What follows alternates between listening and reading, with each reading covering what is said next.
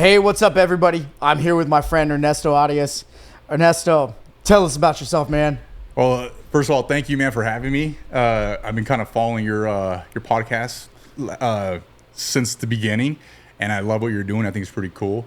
So a little bit about me, man. I've been in California for 10 years. Recently, I started getting into real estate. My wife's been in real estate for about 5 years now. She's, doing well. That's how I know you guys, through my wife.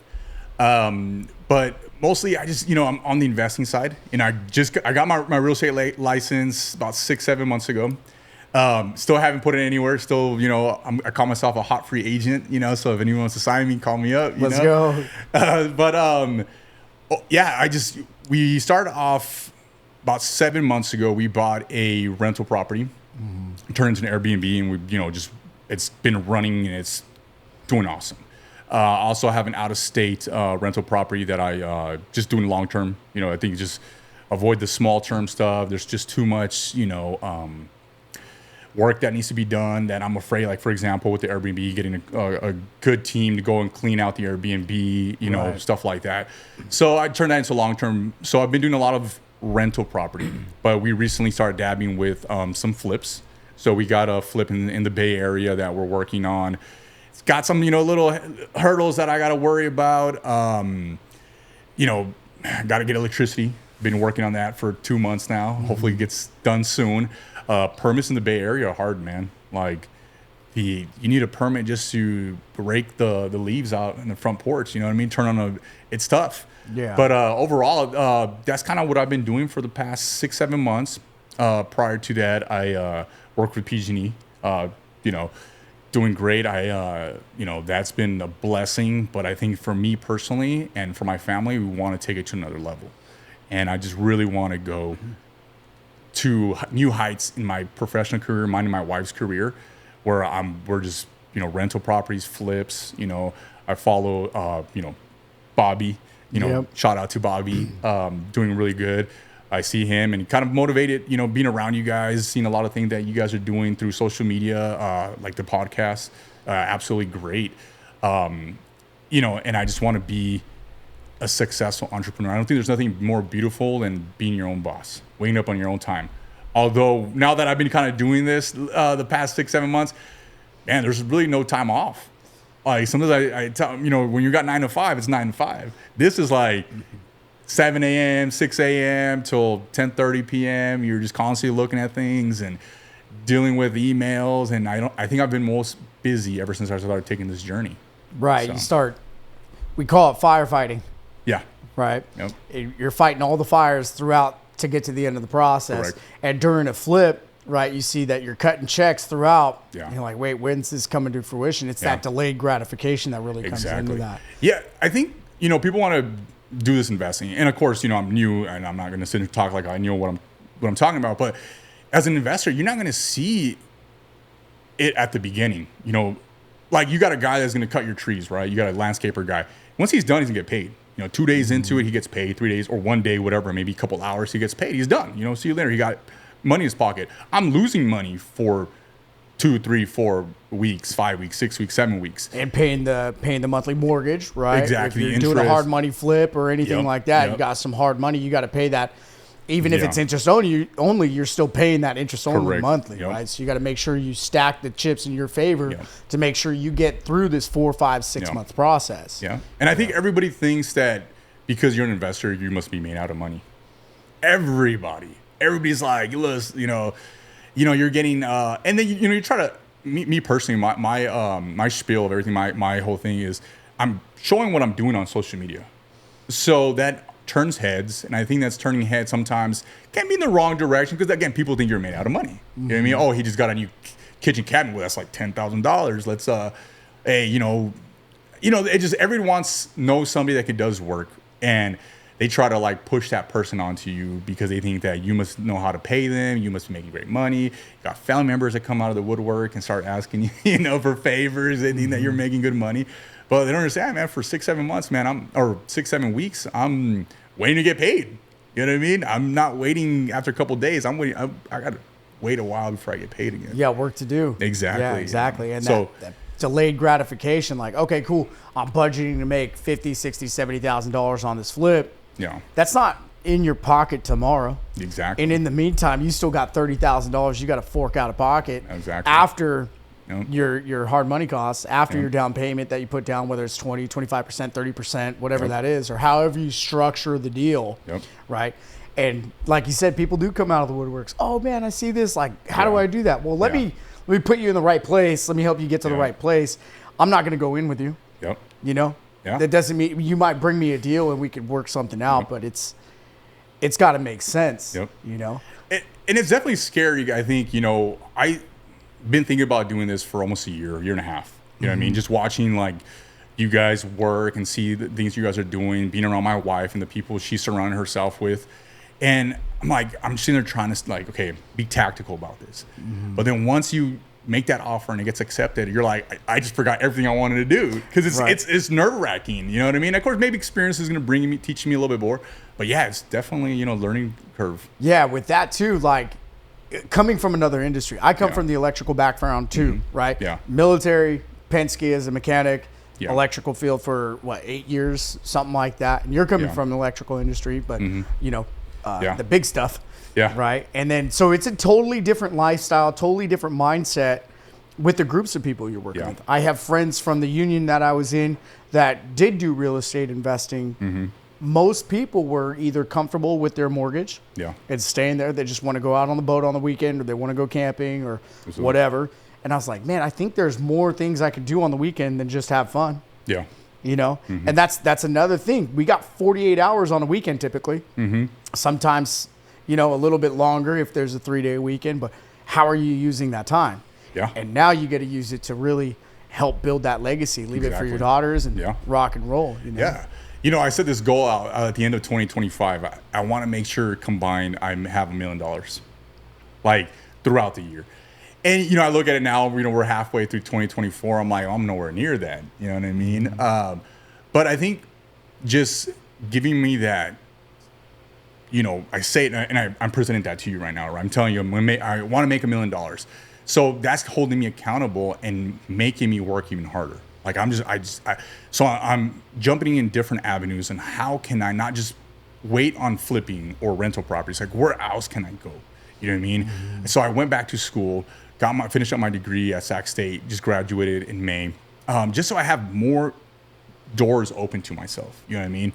Because I want to make myself, hold myself accountable to that, and two, just have that opportunity to be like, okay, flipping right now is a little slow, et cetera, but let me go do some personal training. Let me go do something else. You know what I mean? I want to have these avenues where I'm reaching that goal. You know what I mean? And I want to definitely be just a role model for my kids at the end. You know what I mean?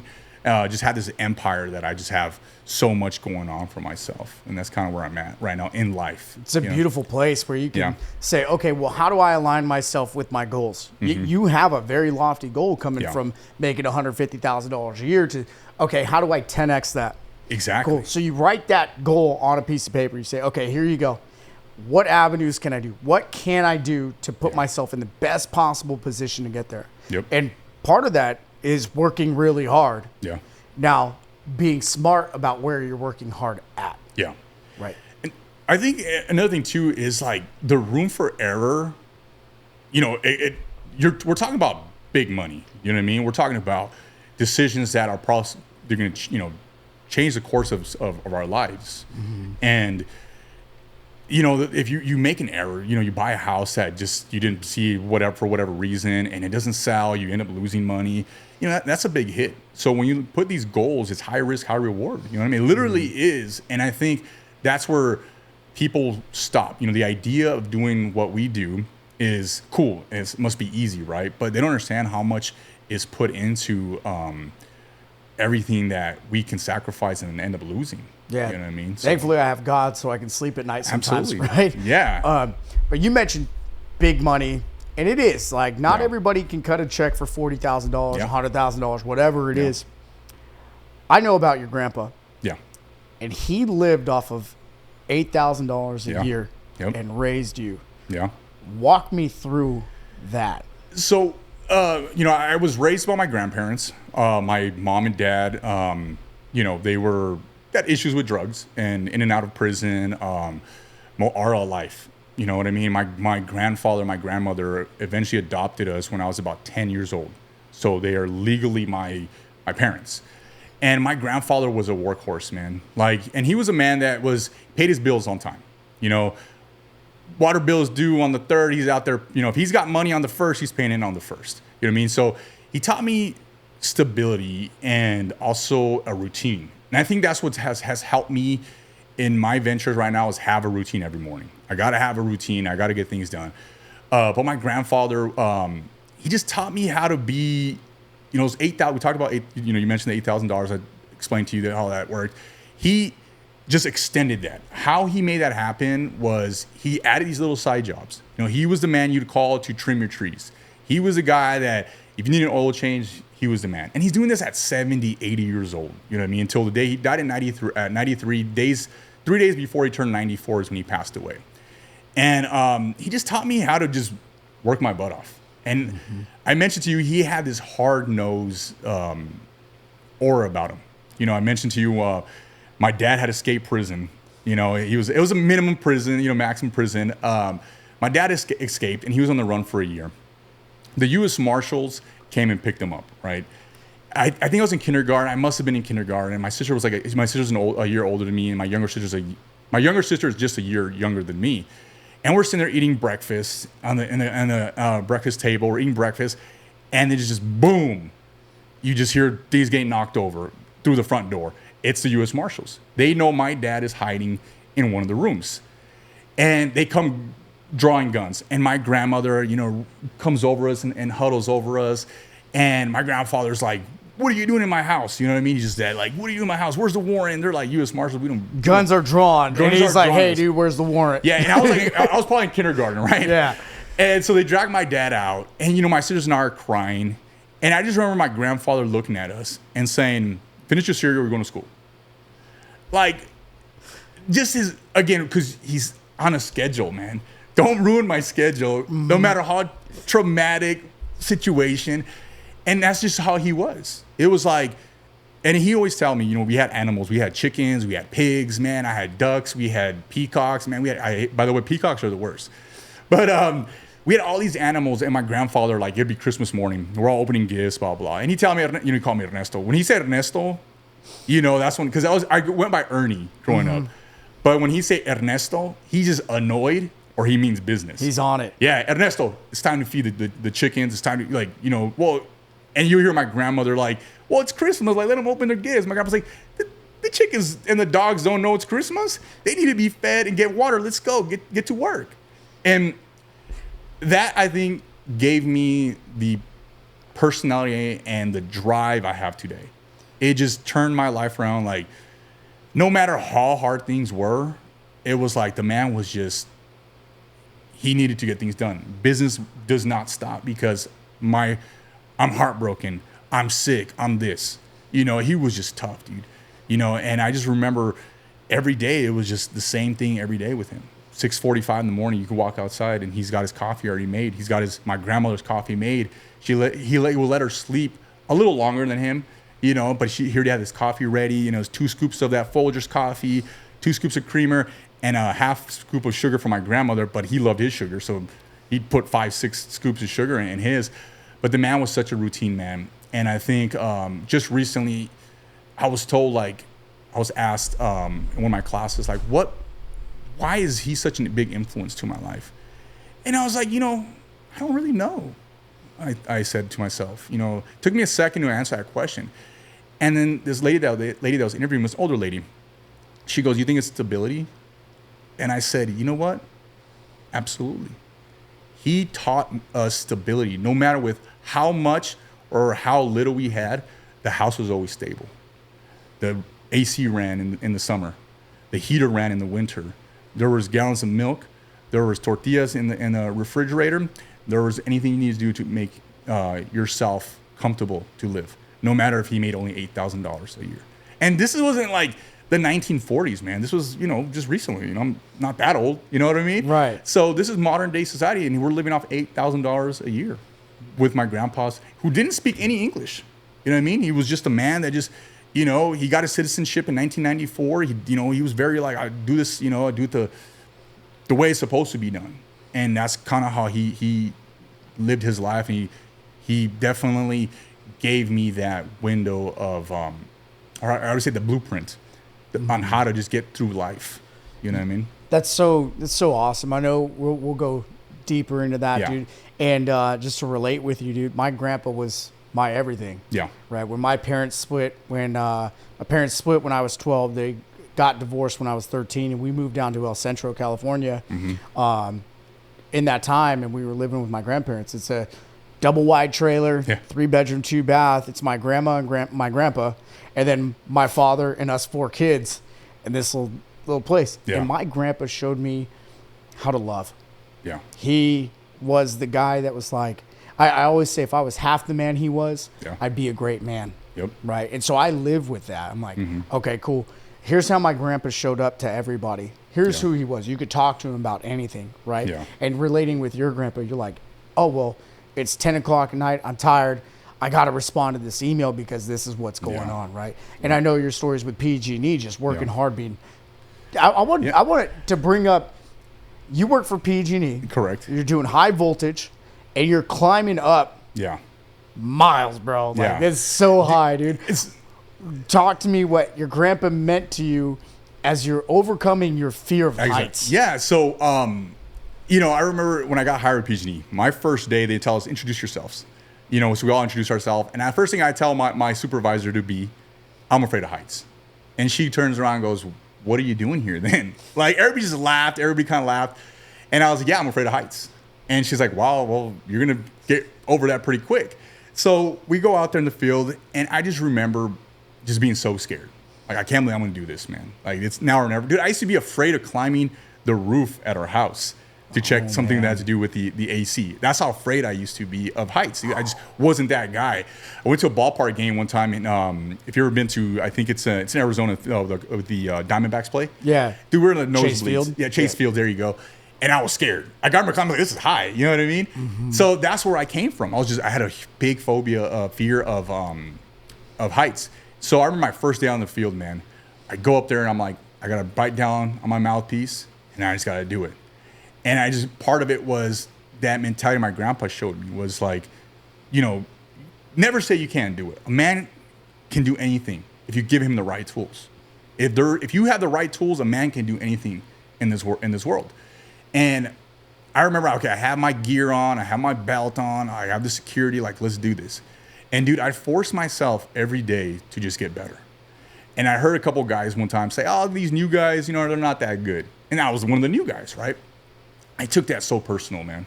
I was like, I got to get better. Because I would call Anna sometimes, she's like, I don't think I can do this. And she's like, well, honey, if you want to quit, you can quit. I'm walking away from a $150,000 job. Go back to what I was making, previously was like half that, you know what I mean? And I was like, nah, I can't. And part of me was thinking about my granddad, like, what would he say? You know what I mean? Like, he just, you overcome. You just get it, you know what I mean? And it's like, you have all the tools to succeed. Let's do this. And I did, man. And I honestly want to say that I got so good at what I did that it was just so fun for me. And I taught other people how to do it. And I would share my story. Dude, I was just terrified as you, man. Let me tell you right now, you'll get over it. You'll get over it, man. And just putting yourself in those uncomfortable positions so you can grow. You said something awesome there. You said it from your grandpa. If the man has the right tools, they can do anything. And I think there's a lot of gold in that message right there. The tool is right here. Absolutely. And right here. Yep. Right? It's in your chest and in your heart. Yeah. If you're setting out to do something, right? Yeah. Starting a podcast, starting doing flips, starting a new business. Yeah. Maybe it's starting a relationship. Maybe you're traumatized from being cheated on or abused or walked over in relationships. So it's like, oh, you could shut down. You could totally do that. I like to think 5 years ahead, how's that going to look? Yeah. Right. And if you didn't look ahead and say, hey, well, I can go back to that $60,000, $70,000 job or make it twice that, I just got to challenge myself. Yeah. Right. I hope people hear the message. Yeah. Right. The tool is in your head and your heart. Like what's in it. If you went back to that other job how defeated would you feel? Like, yeah, it's the saying, like, you quit forever. And it was like, if I were to quit, I wouldn't be here with you today. I wouldn't find myself there, dude. Before I took that job at PG&E, I never thought I would be owning a house in California, and now I'm currently with the flip. I own 3 houses in California. Let's go. Let's get yeah. Let's go. go. So I own 3 houses, dude. And I own my house back in New Mexico, which I inherited from my granddad. So I technically own 4 houses. You know what I mean? And I never thought I'd be able to do that. And it was all because I overcame. You have 4 houses, right? You were adopted with traumatic life experiences from a very young age on, right? Like, where did you? I imagine it has something to do with your granddad. Yeah. About being a victim or finding purpose in what happened. And I think it was funny. Like I said, everything as I've gone older and I've gone through higher education, some of the questions I always had growing up are kind of answered later on in life. And that being finding a purpose. I never labeled my grandfather wake up in the morning and having a purpose. But then I started kind of breaking it down as I got into higher education. We went through there's a cool Netflix series right now. It's called Live to 100. Cool thing. And they go around looking at people in different areas. They call them blue zones. And part of this is they look at people, like, what's making them live up to a 100. Some of these places are rural as hell. You know what I mean? There's nobody else. They don't have modern medicine. They don't have television. They live on what they know and tradition.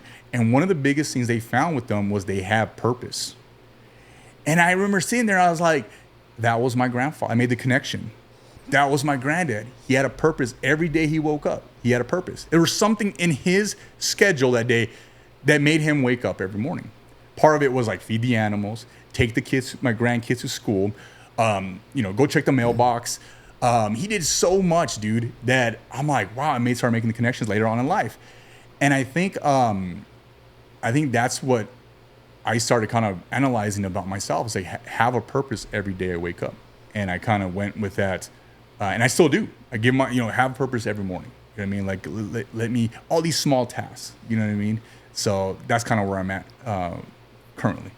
Yeah, I love it, dude. I love it, though, man. Like, your story about your grandpa means, like, for me, being able to relate with who my grandpa was for me, right? Like, I just resonate in that so much. I wish I could have met Enrique. Yeah. Right? Like, but he's living vicariously through you. Absolutely. He's still here. Yep. And his spirit's still with you. Now, it looks a little different. Yeah. Right? Yeah. Now, if you could take what you learned from him and give it back to your wife, to your kids, to your business, right? How far do you anticipate going? If your goal is $1 million next year, right? Just starting out and flipping into this real estate investment world, what's next after that? I guess in those situations you take it day by day. I think it just, I haven't thought that far, to be honest with you. I think the goal is 2025. I never really found myself a year ago, really, in this chair with you right now and talking about this. So I just know that I definitely want to have a legacy, that I give off to my children.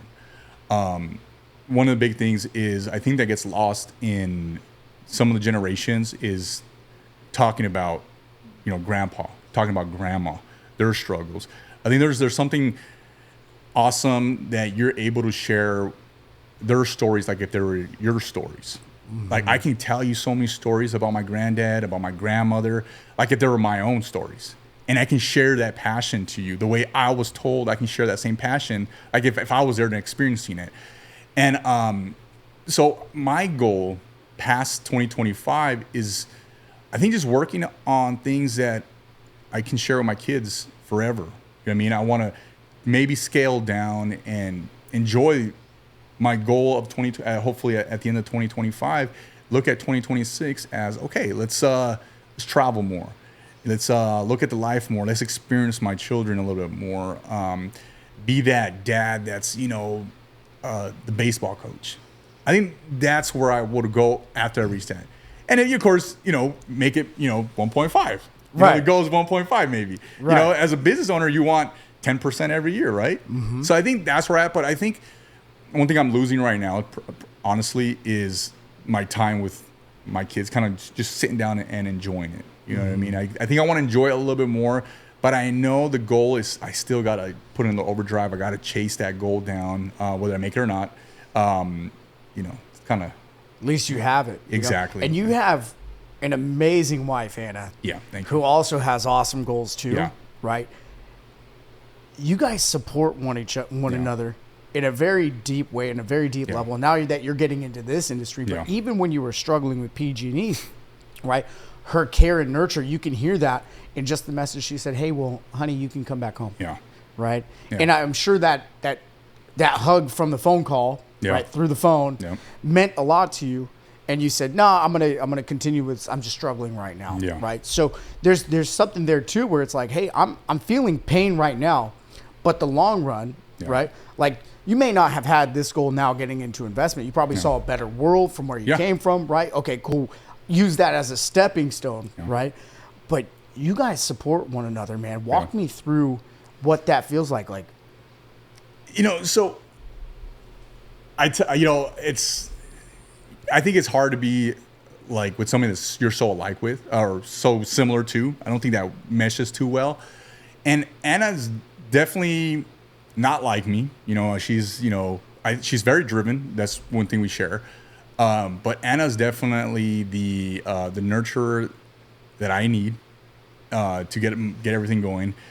She has a great way of just supporting me when I need her the most. And I look at, she's been with me through a lot of loss in my family. Currently, I only have my mother that's alive, right? I was really close to my grandparents, and I lost so much within the past 10 years with them. I lost my granddad, my grandmother first, then my granddad. Then I lost both my grandparents together, and then so it just loss after loss. And you lost your dad too before that. Yeah, I lost my dad in 2011. His lifestyle caught him a little bit. I kind of, talked about that with you yesterday. And yeah, he passed away in 2011. That was my first loss that I experienced. And all throughout, Anna's always been my support system that I need. And I think she's definitely that soft shoulder that I need. Because I tend to push off a little bit. Like I don't want to break down. I don't want to cry. I just need you to just hold me, but don't hold me. Because I'm just like that. I don't know. Yeah. And she does a great job of just understanding, I need that space. And then she'll hug me at the right time. And within business, sometimes, man, I don't like the way someone's texting me when it comes to a quote. And I'm about to lose on this dude. I'm about to lose it. And it just goes, honey, she breaks it down to me where it's like, okay, I guess you're right. So she does that great thing where she steps in at the right moments. She lets me have my tantrums. Let's just say that. Yeah. She lets me go on a tantrum. Let him out. And she just kind of probably rolls her eyes like, here you go, dude. I did it for you. Here. I'm like, oh, cool. Thank you. Well, shit. I'm like, well, you still got to understand why I got mad, right? Like, yeah, sure. So it's kind of I totally get it, dude. Yeah. So she's just that person that I need at the right time. And Anna, she's kind of, I like to present her more because she's just kind of like, if they want to come to me, when it comes to like working with you, as an agent, they'll come. And I'm like, nah, you got to go work with my wife. So I'm that pushing towards my wife person that she needs to get something done. You know what I mean? Because my wife is just kind of, she can be a little, reserved and like, I don't want to overstep. Like, yeah, I'm a real estate agent. Here's my card. Talk to me when you want to buy a house. She's not like that. Right. She's just like, if they bring it up, they bring it up. And I'm very much like, hey, my wife's a real estate agent. Give her a call. Right, that's kind of actually, here, let me put you in a 3-way text. She'll take care of you. She'll take care. And so that's how, so I guess we balance each other really well in that sense. Yeah. I love that, dude. Like, I look at my fiance and our relationship, right? We are similar. Yeah. And Anna and her are pretty similar. Yeah. Right? Like, they're the soft shoulder. Sometimes I don't want it. Yeah. Don't need it. I'm like, nah, I handle it. Right? I got it. Yeah. But she does take off a load of pressure. Absolutely. Right? If she knows I'm working 14 days this week. Yeah. right? She's going to make sure she's like, hey, what do you want to eat? Like, where are you at? Hey, I did this, this, and this, right? I'm like, thank you. I was thinking like I had to do that when I got home because I've been solo my whole life, right? At least that's what it felt like. Like I didn't have a support. I finally opened up to somebody before, get my heart ripped out. All right, cool. Well, now I'm going to take a long pause from another relationship, dude. I took 6 years. Oh, wow. Before I decided with her that I was like, hey, you know what? I'm actually going to open up. Here you go. Let's have this conversation. I remember when I was in basic training, in Fort Leonard Wood, my grandpa would write me letters, and I've got them in my safe still. He and my grandma both passed away in 2014. Just crushed me. Yeah. But I brought them out and I read them with her. I'm all freaking crying, dude. Like, just, oh my goodness, just remembering that. Yeah. But it's nice to share those, like, hey, I don't need it all the time. Yeah. I actually don't want it all the time. And in fact, I probably don't want it, but it's nice to have. Absolutely. Right? Yeah. So, like, finding that support system at the home, I see a lot of people come into the business or any business, anything they're trying to do, and without that support system at home, right? Yes, everybody's going to have their tiffs, their arguments. They're going to do that. But we work in this field where it takes a lot of our time. Yeah. Right? And we got to be really cautious. Like, if you got a date night set up and you're running late, you better show up with flowers, right? Like, and you know, before I got into this industry, I remember just being like, you work from home, like telling my wife, like, why isn't this done? Why isn't that done? And she just kind of like, I was like, how hard can this be? I'm taking because I had shoulder surgery. Well, it just kept me away from going to my, full-time job with PG&E. And I was like, you work from home, like, really? Like, you can't do this. You can't take the dogs out. Like, what's going on? And now I'm in her shoes, right? And I'm like, oh, I can see why. Dude, the sheer amount of emails, calls, you're thinking you're going to call, say, I don't know, the landscaper, get a quote from him. And all of a sudden you find yourself in a rabbit hole of, okay, well, let me see this call, this person. You just start making so many calls and you realize, it's already 11 a.m. and I haven't ate breakfast. Like, let me make quick breakfast, boom, boom, boom. Oh, I got to go clean the Airbnb. Or let's get up and go. We still got to go to the gym. Oh, wait, we got to pick up the little one from daycare. She's got edges.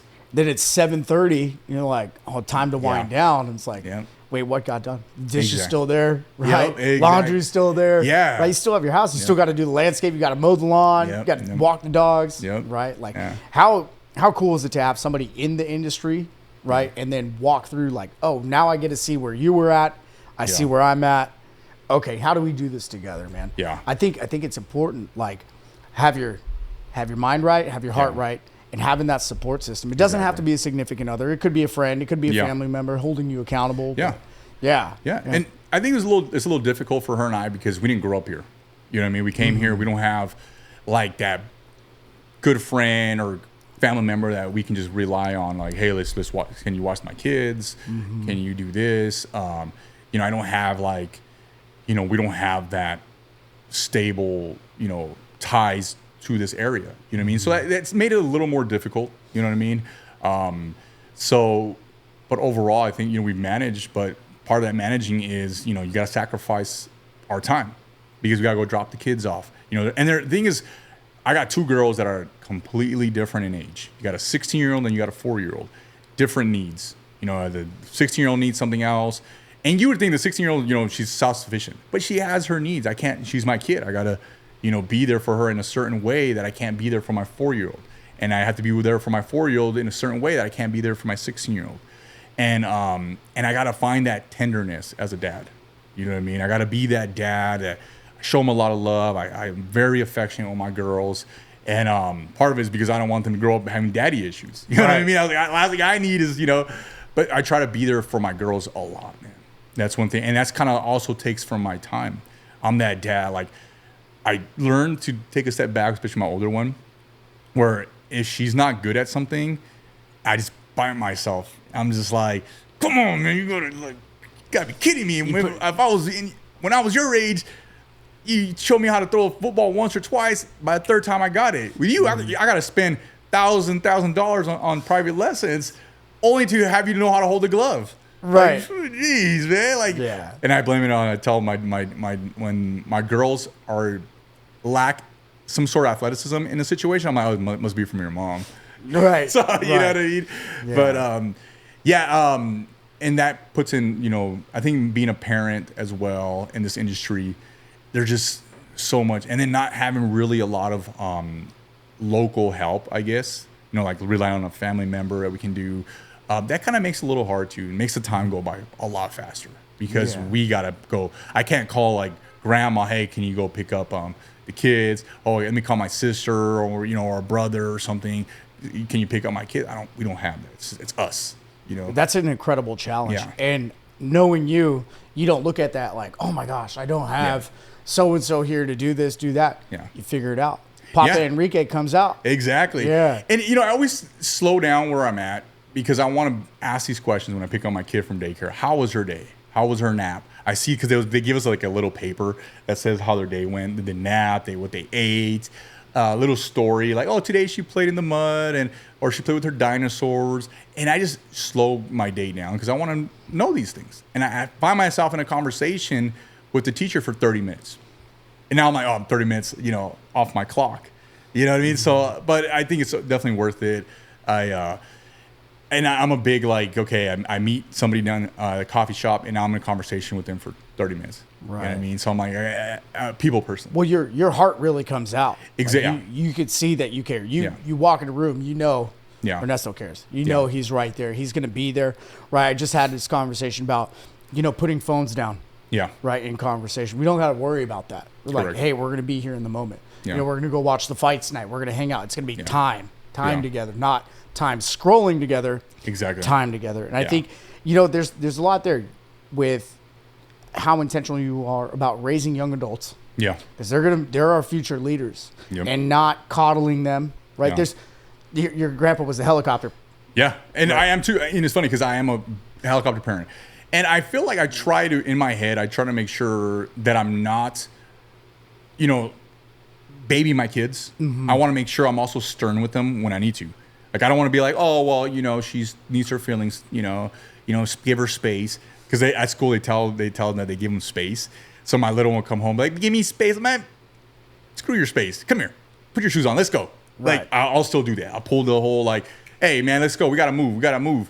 And you know, some parents are like, oh, well, she needs her moment. I'm like, nah, dude, let's go. Like, one of my friends, shout out Will and McKenzie, their daughter, she was struggling getting out of the house. Yeah. Right. Whenever it was always a fight, always a struggle. She's competitive. Right. She's 4 or 5, and she's super competitive. So my buddy Will decided just how you're talking about how you get them to move and everything like that. He was like, yeah, dude, I just started giving her a competition. See how fast she can make it out the door. Yeah. Boom. Locked in, right? But how to communicate with them, right? I'm sure, I mean, just in the age range, 14 to 16. Yeah. I got a brother that's not even a year younger than me. We are totally opposite. You could tell me something, I'm going to move. Yeah. You can tell him something, he's not. You can tell him something, he's going to move. Tell me something, I'm not doing that. Yeah. That sounds crazy, dude.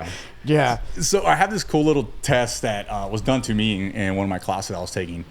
They go, write your name on a piece of paper. Okay, write your name. You write your name. Okay, now write your name with your left hand. You write your name with the left hand. Okay, now do that 3 times with your non-dominant hand. So you write your name with your dominant hand once. Now, with your non-dominant hand, write your name 3 times. See how that feels. Okay, you're done. You do the 3 things. And now ask yourself, how did that feel? You're like, well, it felt weird and awkward, right? You're trying to write your name with your you're signing your name with your non-dominant hand. They said that's how little kids feel when there's a parent trying to tell them, kick the ball, and they've never kicked the ball. So you put yourself in a situation like, okay.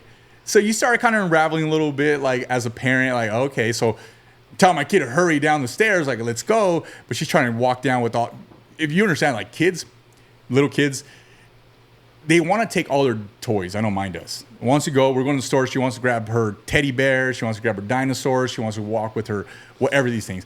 And they're trying to they don't know how to put their thing down, you know what I mean, and put their shoes on and let's go. So I try to be a little bit more patient with my kids too in those situations because I put myself in that test. Write your name with your dominant hand, then write your name 3 times with your non-dominant hand. And then ask yourself, how did that feel? And that's what kids feel when their parents rush them, when their parents try to tell them, kick the ball, or, ride your bike, when they're first just trying to get to know themselves. Right. And I'm like, makes me feel a little bad about being a parent when I'm telling my kid, hurry up, let's go. But then sometimes you gotta be like, hey kid, like, let's go. There's that time, right? But it made me a kind of more understanding parent with my kids. Mm-hmm. My teenagers like, come on, dude, you should get it already. You know what I mean? But the little ones, and it's a cool little insight. I think that for a parent hearing this, that try that test. Maybe you tell your husband, now that, if you're watching the show, you tell your husband or your wife, let me do a test on you real quick. Right hand, or your dominant hand, write your name. Non-dominant hand, write your name 3 times. And then let them know after they do it, like, what's the point of all this? And you're like, okay, that's what kids feel when they're trying to figure something out. And I was like, That's a great way to even just relating to kids, but relating that to communication. True. With anybody. Yeah. Right? I have some clients that are super analytical. Yeah. They ask 100 questions. Hey, what does this mean? What is this? What is this? What is this? And it's awesome for me to just go back into my skill zone and be like, okay, here, let me walk you through what's next. Yeah. Here's what we're going to anticipate, right? And then you have other clients that are go.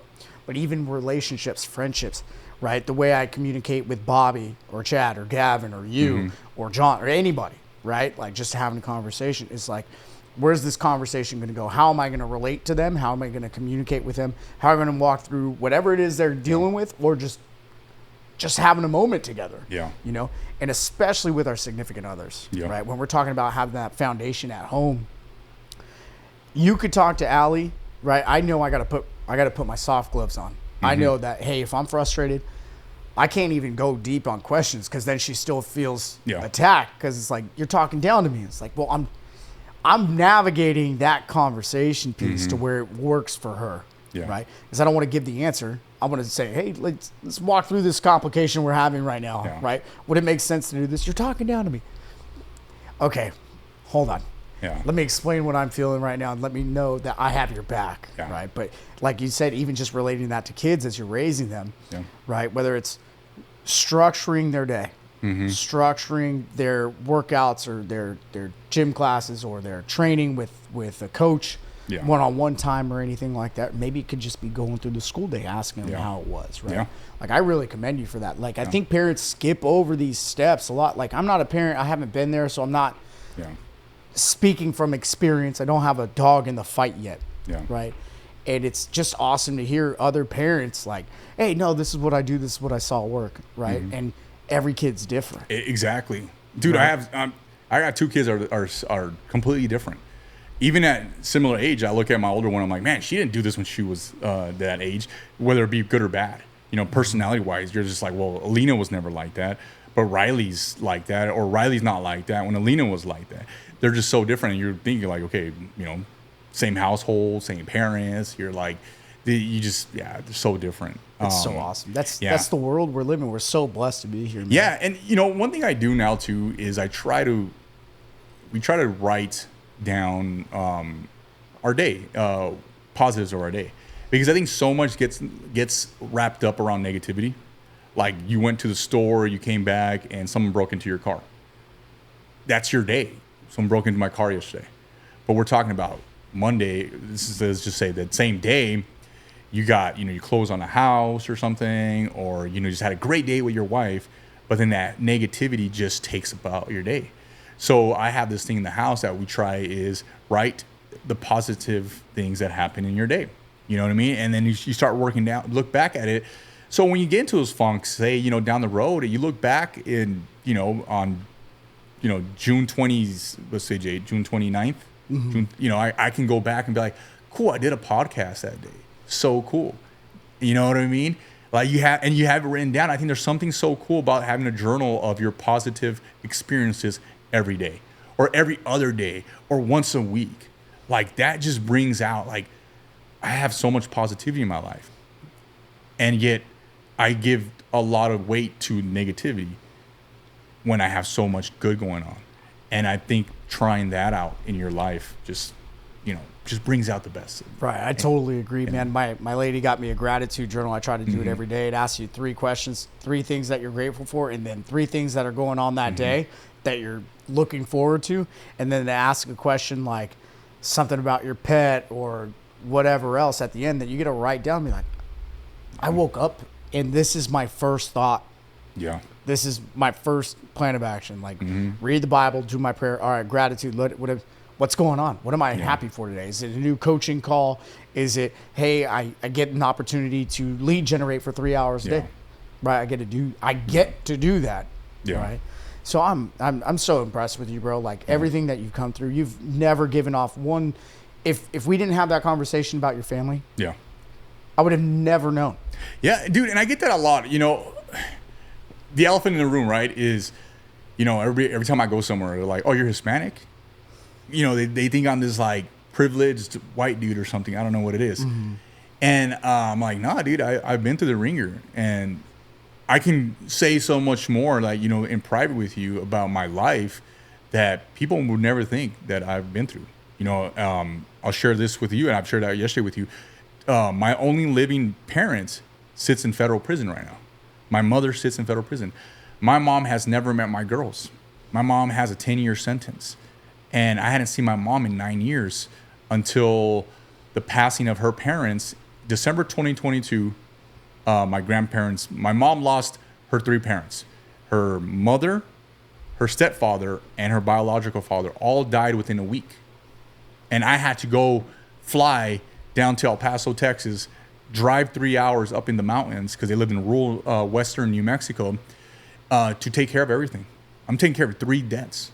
And then that got, kind of messy with my step-grandfather. All while my mother is in prison, serving a 10-year sentence to be released March of 2027. And I got to fly. So this happened December 2022. I made the decision to go see my mom, and she was at the time in Fort Worth, Texas. And my grandparents passed away December 2022. February 2023, I go see my mother for the first time in 9 years. I have not seen my mother in 9 years. And when I see her walk out, I saw gray hair that I've never seen in my mom. She just looked like a different person after the lifestyle she's lived for so long has caught up to her. She's has the track marks of, the using and whatnot. She's lost some of her arm, dude. And I'm sharing this with you all, and that was hard to see, and I had to just hold it. I was like, wow. My mom just doesn't look like the beautiful mother I used to have that would turn heads when I was a young kid. I remember those. My mom was a partier and everything. And I remember being a little boy, the little time that we spent. Because, rewinding a little bit, my mother, we got raised by my grandparents, right? But there was always a custody battle with my mother and my grandparents. My mother would pick us up sometimes and take us.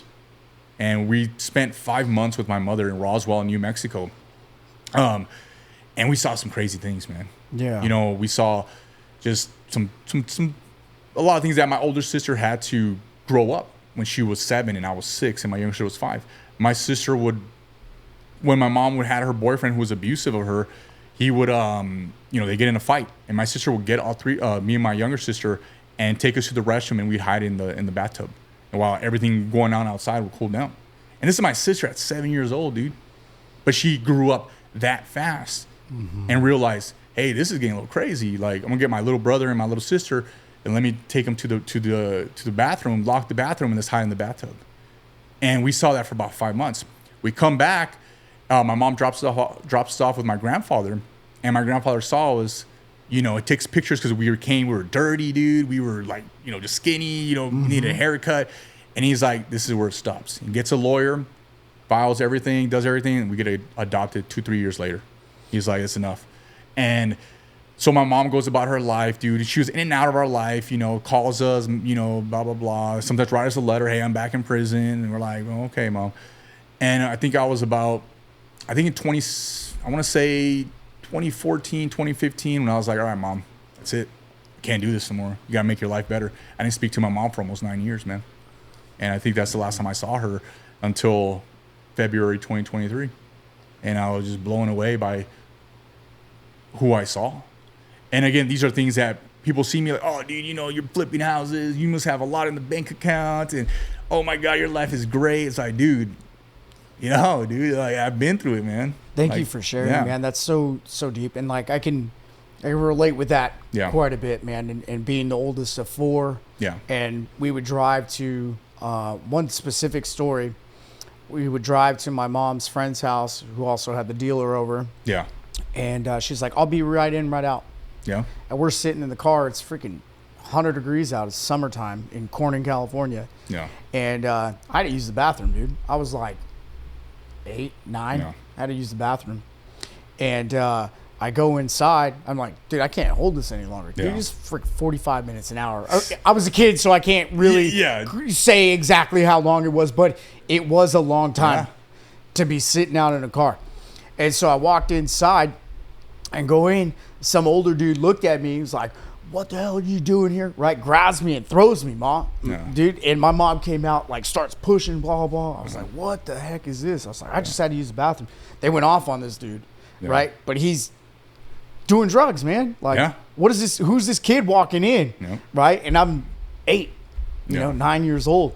So I did end up using the bathroom, go back out. I was like, Mom, can we go? Right? Yeah. And then go back out. We're waiting another half hour. Dude, right? Just smoking meth in there. Dude, while you're saying that, it reminds me so many situations that I was with my mom and my dad. Right. Separately, you know, because my mom and dad, I never saw my mom and dad together. It was always that, you know, they had us and then they stayed split, but they remained married. And dude, I just remember those long waits in the car. Like, you're bringing flashbacks. Like, yep, I know what you're talking about. Dude. Like, I'll be back in a little bit, son, or, you know, kids or whatever. And me and my sister would be like, la, la, la, in the car, like, okay, where was mom or where's dad? Like, where are they at? And it just like, they're inside using. Yeah, they're inside using. Like, and it's so crazy. Like, I love your story. Yeah. Because of that. Yeah. You are here. Exactly. Right. And you could have made one of 2 choices. Yep. Go down that path. Thank God for your granddad. Yeah. Right. Thank God for that. Like, you still could have went down the other way. You said, well, nobody really cares. My grandpa's tough, right? Yeah. Like, you could call him butthole or whatever, right? Like, say he was just angry, but he was really stern and strict. Yeah. And you could have taken that, right? Yeah. And I still know that people out there are blaming their parents. They're blaming society. They're blaming the president. They're blaming these people. And like, this is why it sucks. Yep. It sucks because you are choosing to make it suck. Yep. Right? You know, just to piggyback on that. So my grandfather had 5 boys, right? And I remember one of my uncles saying, you know, because I got raised by the same man that raised them. Right. Well, Grandpa, you know, Dad isn't as mean to you as he was with us. I'm like, because I listened. I listened, assholes. Right. You guys, if we dissect exactly all this shit, he told you no, like he told me no, like he told you guys no. Don't do that. But you guys did it. That was the difference. Because I still got the man that, you know, put a whooping on me. He would put a whoop. Man, my grandpa saw me doing something, and he'd come after you, man. You know, it might have been a little slower, but the same ass whoopings that my he'd handle business. Yeah, dude. It was like, dude, this is all it is. You know what I mean? Yep. And they blamed a lot of the sternness on my grandfather on their issues. Like, what do you think I'm like this? Because Dad was so mean to me, and I would pee my pants when I knew I was Grandpa was gonna spank me. I'd pee my pants is what they would tell me, and I'm like, yeah, I get my ass whooped too, dude. But the shit you guys would do was just crazy. But it becomes that victim mentality, and I could have gone that route, dude. I could have been like, my grandfather was so strict with me that this is the reason why I'm the way I am, is because, you know, I'm so fucked up in the head. It wasn't like that. And I cherish him. Like, thank you, Grandpa. Because that's exactly what I needed to get to overlook the fact that my mom this, my dad this, the things that we went through. I overlooked it because I would look at his face sometimes and be like, man, like, how do you get through this? How do you just bite down on your mouthpiece and say, let's get through this? Right. Like, stop, you know, like, what a blessing. Yeah, it was like, you know, and then he's this big macho man, you know, like, and he wasn't like a macho man, like, you know, like, my grandpa was just in his own world. It's so hard. You have to experience it, but he wasn't like your typical Mexican man. We didn't have like the traditional, like, you know, parties. You know, like, you know, Mexican families are. You get the Bud Light out. Yeah, you get the mariachi out. That wasn't my grandpa, dude. Yeah. It wasn't like that. He was just like this. Dude, he was just boom. Like, there's business to handle, and it was just, people talk about, you know, in the Hispanic cultures, you know, the mariachis, and you talk about the quinceañeras when you turn 15, all these things, man, that wasn't my household. It wasn't, dude. Spicy food wasn't that big in my household.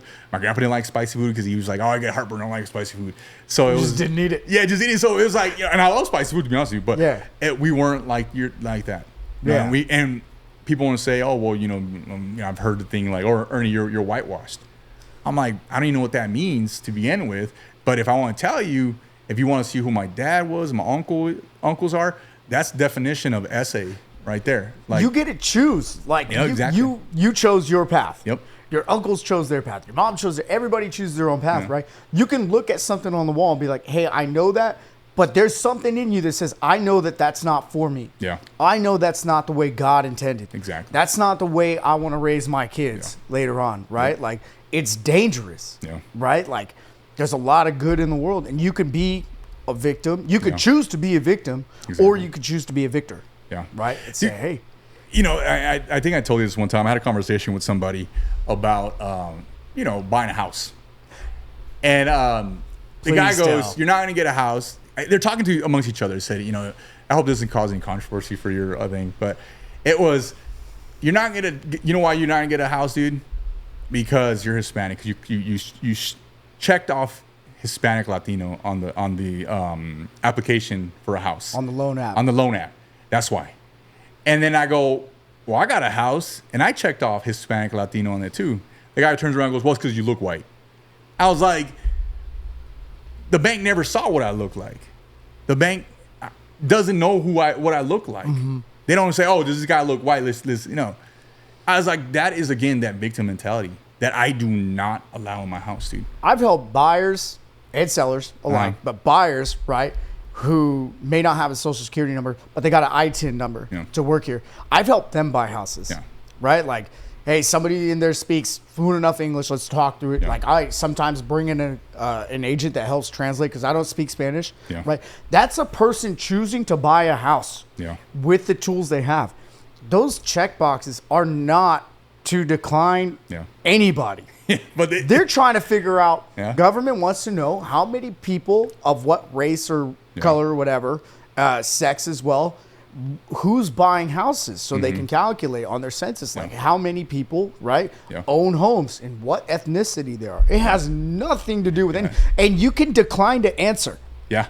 You can decline to answer. And I think in today's world, that's like super common, right? Like, you know, and especially being California, I think that's like, you don't have to put your sex.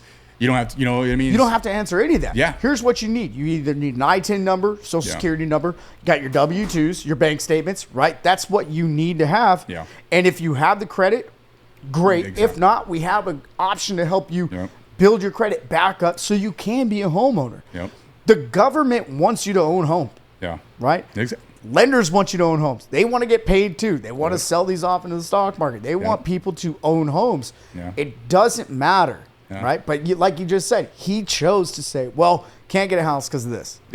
Whatever. It doesn't have to be a race conversation. It doesn't have to be a sex conversation. I didn't get one because X, Y, Z.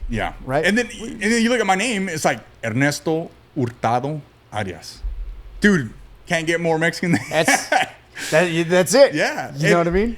And, you know, and then I've also been told, you know, oh, well, you don't know what it's like when people come here illegally. It's blah, blah, blah, or, you know, blah. Your grandpa was here and became a citizen in 1994? Yeah. So my granddad made his way up here in the 50s illegally. Right. He was here illegally in the 1950s, but he went back and forth from Mexico. It was different back then, you know, obviously. It was like you could just walk the border and just be like, yeah, I'm, you know, Mexican or not, or a citizen or not. But eventually he got his stuff. He brought all his kids. My grandparents had 7 kids, 2 boys, 2 girls. I mean, 2 girls, 5 boys. All but 6 of them were born in Mexico, and the youngest was born here in the U.S. So my dad was born in Mexico. And my dad, when he was just, my dad was I'm sorry to say, he's a shithead, right? Yeah. And my grandpa gave him an ultimatum. He goes, hey, man, listen, you're the worst. You're the youngest and you're the worst. Basically told him straight out. You know, you're the biggest thorn in our household. You're going to leave this house or you're going to go to the military. You choose, bud. My dad's like, I'll go to the military. My dad joined the U.S. Army in like 85, man. He spent 7 years in the Army. he was finally he did his 4 years active, and then he did his last 2 as a reservist. My dad gets caught selling weed while he's in the Army. Gets locked up, does 4 years, gets out, right? And that's when his whole life just, you know. He had an opportunity. He had opportunity, exactly. And he was in the U.S. Army. U.S. Army, dude. In 2007, my dad is bringing in drugs from Mexico. Gets caught. And is held at the U.S. border checkpoint. Because he told the U.S. Border Patrol agent he was an American citizen. My dad was never an American citizen. He was a legal resident of the United States. Never fixed his citizenship while he was in the military. How it happened, I don't know, bro. I don't know the whole thing. I wish I could ask him today. So my dad gets arrested in 2007, does 3 years in federal prison, gets deported to Mexico for life. They told him, you're not coming back because we looked at your criminal record. You escaped from prison. You have multiple felonies and that you're arrested for. You have assaults on peace officers. My dad was just that guy. And yeah, he's just, he was what he was. In 2011, he finally passes, right? My dad was diagnosed with HIV in 1999. And that was part of his passing, but the other things, obviously, drug the life that he lived, he got caught up with the wrong people. That's what ultimately took his life, was being around the wrong people. But again, I share the story because I want, I've seen some crazy stuff, you know what I mean? And, people like to go, well, you don't know what it's like, man. For these people that not everybody comes to be, sell paletas on the corner, Right. And but I just want to be able to sit there say that I can relate. We've seen some crazy things in my family. I've